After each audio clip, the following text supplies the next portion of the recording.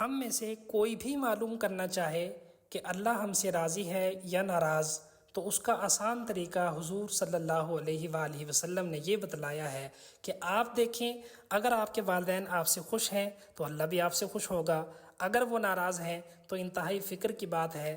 والدین کو خوش رکھنے کے کئی طریقے ہیں جن کو اختیار کرنے سے والدین خوش ہوتے ہیں۔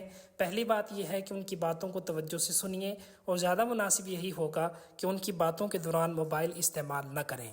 والدین کو خوش رکھنے کا دوسرا طریقہ یہ ہے کہ ان کے ساتھ اچھی خبر کا تذکرہ کیجیے اور حتی الوسع بری خبر بتانے سے پرہیز کیجیے۔ والدین کو خوش رکھنے کا تیسرا طریقہ یہ ہے کہ ان کے دوستوں کے بارے میں اچھی باتیں کیجیے اور ان سے محبت رکھیے، ان سے احترام سے پیش آئیں اور استطاعت کے مطابق ان کی مہمان نوازی کیجیے۔ اس سے والدین کو دلی خوشی ہوتی ہے۔ والدین کو خوش رکھنے کا چوتھا طریقہ یہ ہے کہ ان کی گئی اچھی چیزوں کو اکثر یاد کرتے رہیں، ان کے سامنے ان کے احسانات کا تذکرہ کرتے رہیں، اس سے والدین کو بہت خوشی ملتی ہے۔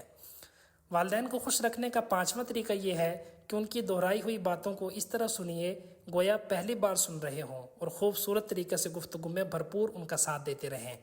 والدین کو خوش رکھنے کا چھٹا طریقہ یہ ہے کہ ان کے سامنے اپنی آواز کو ہرگز اونچا نہ ہونے دیجیے۔ اونچی آواز سے گفتگو کرنا ویسے بھی آداب گفتگو کے خلاف ہے، مگر والدین کے سامنے ہو تو آواز بالکل اونچی نہیں ہونی چاہیے، اس سے سننے والے کو بہت تکلیف ہوتی ہے۔